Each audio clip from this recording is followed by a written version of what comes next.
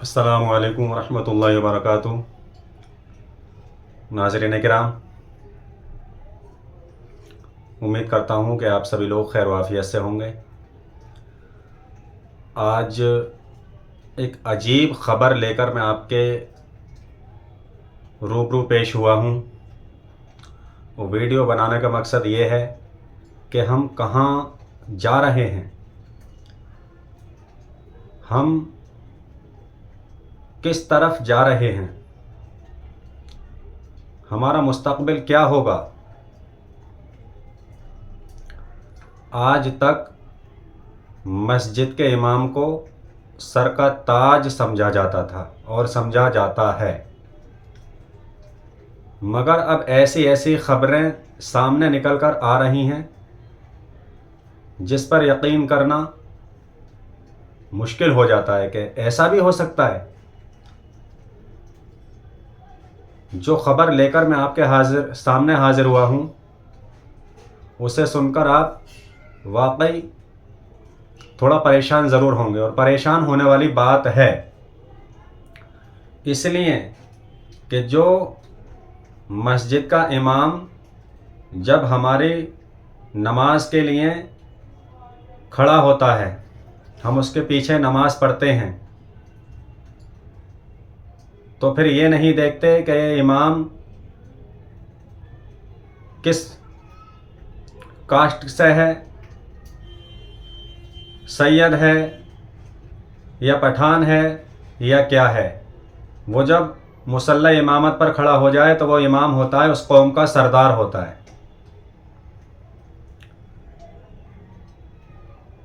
जब उसी इमाम पर FIR होने लगे तो फिर आप समझ सकते हैं कि हमारे कौम के नौजवानों का, हमारे कौम के लोगों का क्या हाल हो चुका है। अब आइए मैं सीधा ख़बर पर आता हूँ। ख़बर है ये यूपी के ज़िला मुरादाबाद के कुंदरकी क्षेत्र का। डिस्ट्रिक्ट मुरादाबाद में एक इलाक़ा है कुंदरकी, जहाँ से डॉक्टर शफीकुर रहमान बर्क के पोते ज़ियाउर रहमान अभी फ़िलहाल में सांसद हैं। ये वहीं की ख़बर है। ख़बर ये है कि कुंदरकी में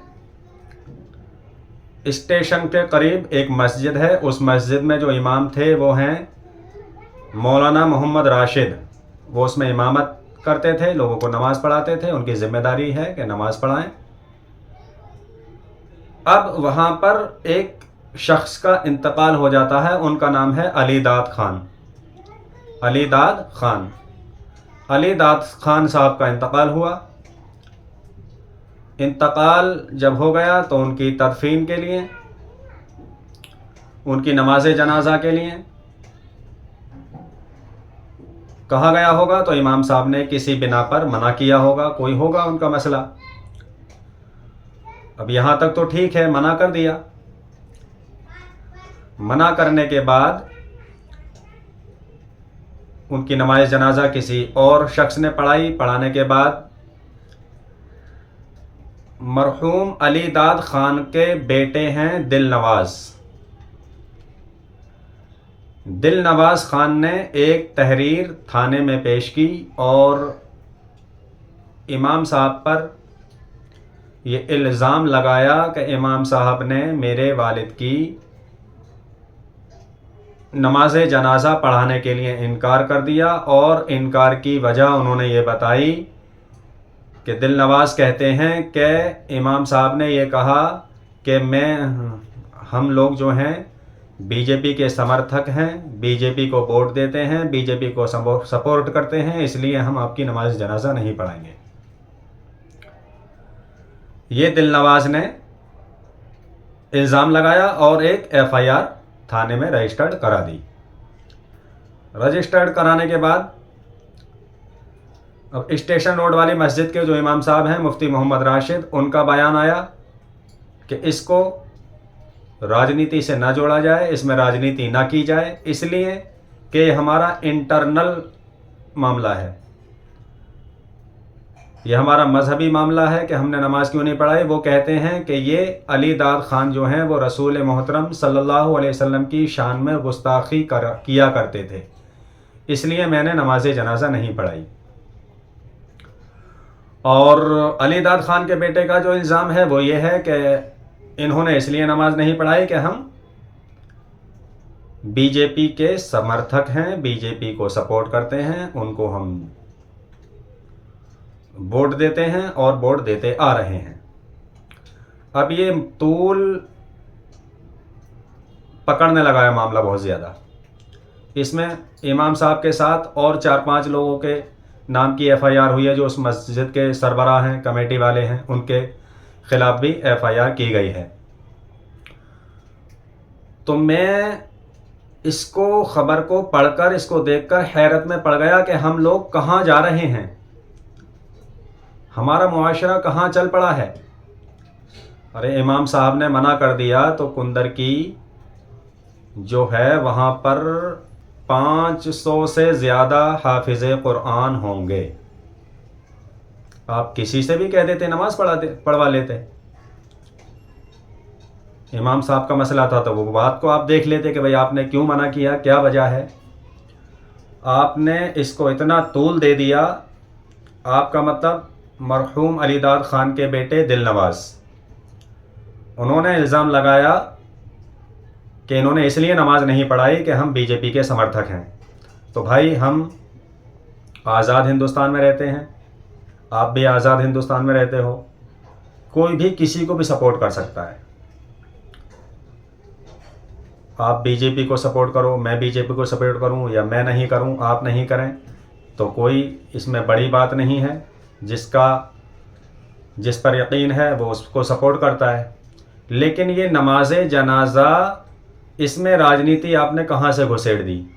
आप यकीन करें, मैंने इस खबर को रिकॉर्ड करने से पहले करीब 15 जगह फ़ोन किए कि इसका मामला है क्या। भाई तह तक भी तो जाना चाहिए, लोगों तक कोई खबर आप पहुंचा रहे हैं तो उसकी तह तक तो जाओ। तो जब मैंने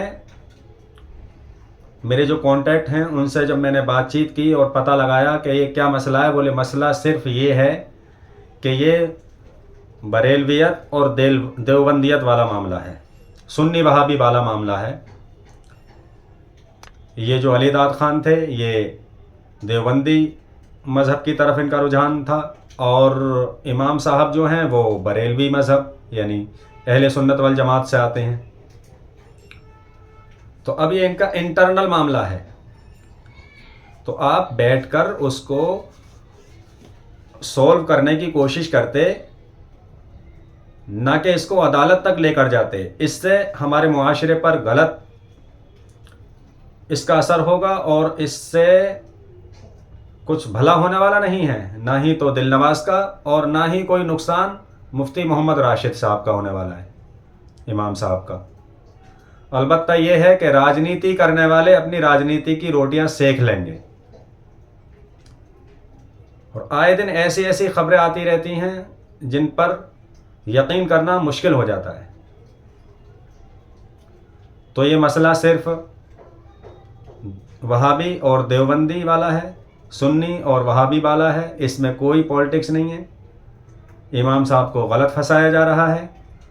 उन्होंने मज़हब के एतबार से अगर वो रसूल पाक सल्लल्लाहु अलैहि वसल्लम की शान में गुस्ताखी करता था तो उन्होंने नमाज जनाजा पढ़ाने से इनकार किया। ये बहुत अच्छा किया। जो रसूल का नहीं, वो हमारा नहीं, वो किसी का नहीं हो सकता, वो देश का भी नहीं हो सकता। मैं मुफ्ती मोहम्मद राशिद जो वहाँ के इमाम साहब हैं उनको मैं सैल्यूट करता हूँ, सलाम करता हूँ। हाँ, इसमें ये है कि आपको अगर कोई प्रॉब्लम है इमाम साहब से तो आप कमेटी को बिठा लिए, उसमें आप ज़िम्मेदार लोगों को बिठाइए और उसका रास्ता निकालिए कि ये मना करने का मकसद क्या है। अगर दुरुस्त है तो ठीक है, दुरुस्त नहीं था तो भाई इमाम साहब आपकी इस मस्जिद से छुट्टी, आप कहीं और देखिए, हम में आप इंतशार मत फैलाइए। एक तो ये हो सकता था। दूसरा ये है कि उन्होंने मना कर दिया, चलो इमाम साहब आपने मना कर दिया, कोई बात नहीं है, आप ये कहकर टाल देते कि आप अकेले इमाम नहीं हैं, यहाँ पे और भी मस्जिदें हैं, यहाँ पर और भी आलिम हैं, हम उनसे पढ़वा लेते हैं। लेकिन आपने इसमें जो कोर्ट कचहरी करी है दिल नवाज भाई, ये आपने अच्छा नहीं किया है, इसलिए कि इससे मुआशरे में गलत पैगाम जाएगा, इससे मुआशरे में गलत पैगाम जाएगा। ये जो है ये अपना इंटरनल मामला है, हमारे अंदर की लड़ाइयाँ हैं, इनको हम तक ही सीमित रखें। और मेरे भाई अब इस बरेलवियत देवबंदियत से आगे निकलने का वक्त है। दुनिया कहाँ से कहाँ पहुँच गई, हम रफ़ायदैन में अटके पड़े हैं, हम इसी में अटके पड़े हैं कि कौन किसके पीछे नमाज़ पढ़े, कौन किसके पीछे नमाज नहीं पढ़े। हाँ, मज़हब का ये अंदरूनी मामला है, तो आप अंदरूनी मामलों में हिकमत से काम लेकर उसको निपटाइए। इससे लोगों में गलत पैगाम जाएगा, गलत संदेश जाएगा, इससे आपको बचना चाहिए था। और मुफ्ती मोहम्मद राशिद से भी मैं कहना चाहूँगा कि जैसे अगर ऐसी कोई मस्जिद है जहाँ पर ये विवाद है, ये झगड़े हैं, तो ऐसी जगह से अच्छा है कि इमामत कहीं और करें, छोड़ दें उस मस्जिद को, कोई वो नहीं है। रोज़ी देने वाला अल्लाह है, इज़्ज़त और ज़िल्लत देने वाला अल्लाह है। अब देखिए इस खबर में आगे क्या होता है। 5 लोगों के खिलाफ FIR हुई है, होना कुछ नहीं है। दिल नवाज साहब भी कोर्ट कचहरी के चक्कर काटेंगे और इमाम साहब भी कोर्ट कचहरी के चक्कर काटेंगे। रुपया पैसा दोनों का बर्बाद होगा, टाइम और वक्त दोनों का बर्बाद होगा। आखिर में आपको फैसला ही करना होगा। अफसोस की बात यह है कि इसमें राजनीति बीच में आई तो आई कहाँ से। इनको सलाह कौन देने वाला था कि आप FIR में ये लिखवाइए कि आप जो सत्ताधारी पार्टी है उसके समर्थक हैं। इन्होंने, इमाम साहब ने ये बोलकर मना किया। अफसोस सद अफसोस, ऐसा नहीं होना चाहिए था और ऐसा नहीं होना चाहिए। तो अब मिलते हैं किसी दूसरी खबर के साथ। असल में क्या है, मेरा चैनल इसके लिए नहीं है, लेकिन ये एक मस्जिद और एक इमाम और नमाज जनाजा से जुड़ा मसला था, तो मैंने सोचा कि आप तक पहुंचाऊं। क्यों कि चैनल पे यही दिखा रहे हैं कि बीजेपी के समर्थक की नमाज जनाजा पढ़ाने से मना कर दिया। अंदर की जो खबर है वो कोई नहीं बता रहा। खबर यही है मेरे भाई कि ये अहले सुन्नत वल जमात और वहाबी वाला मसला था। इमाम साहब ने मना किया कि आप रसूल पाक सल्लल्लाहु अलैहि वसल्लम की शान में गुस्ताखियाँ करते थे ये अली दाद खान, इसलिए मैं इनकी नमाज जनाजा नहीं पढ़ाऊँगा। बस सिर्फ मामला ये था। तो उम्मीद करता हूँ कि आप लोगों को सही खबर मिली होगी। और मेरे भाई, ये मज़हब के नाम पर लड़ना बंद करो, इसमें हमारा भी नुकसान है, हमारे मुआशरे का भी नुकसान है। अपने मुस्तकबिल को देखें कि आगे दुनिया आगे बढ़ रही है, दुनिया आगे बढ़ रही है, मगर हम उलझे पड़े हैं। उलझने की कोशिश ना करें बल्कि सुलझने की कोशिश करें।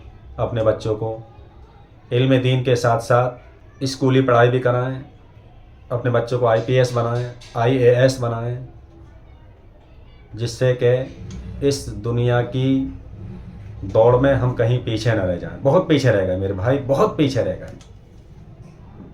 अफसोस होता है। जहां आप अपने बच्चों को हाफिज़ कुरान बना रहे हो, वहां अपने बच्चे को आप एक एडवोकेट भी बनाइए। जहां आप अपने बच्चे को डॉक्टर बना रहे हो, तो वहां अपने बच्चे को आप कारी कुरान भी बनाइए। अगर आप ये चाहते हैं कि हमारा बच्चा मजिस्ट्रेट बनकर अदालत में फ़ैसले करे, तो आप इसकी भी फ़िक्र कीजिए कि उसे फ़िक़ही तालीम भी दीजिए कि वो कहीं गलत फ़ैसले ना करने लगे, कहीं रिश्वतखोर ना बन जाए। तो अपने बच्चों को दुनियावी तालीम के साथ साथ इस्लामी तालीम भी दीजिए। और मैं एक चीज़ और बता दूं आपको कि नमाज जनाजा पढ़ाने का जो सबसे ज़्यादा हक़दार है वो है मैयत का ज़्यादा करीबी। इमाम साहब की ज़िम्मेदारी है कि वो मस्जिद में 5 वक्त की नमाज़ पढ़ाएं, इसके लिए उन्हें रखा गया है।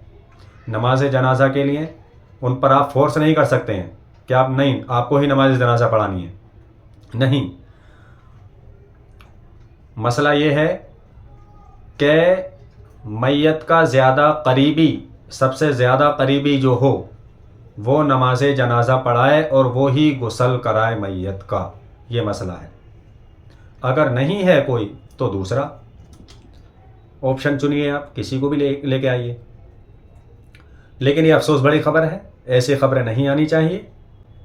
अब मिलते हैं किसी दूसरी वीडियो में, तब तक के लिए आप अपना ख्याल रखिएगा, अपनों का ख्याल रखिएगा। अस्सलामु अलैकुम वरहमतुल्लाहि वबरकातुहू।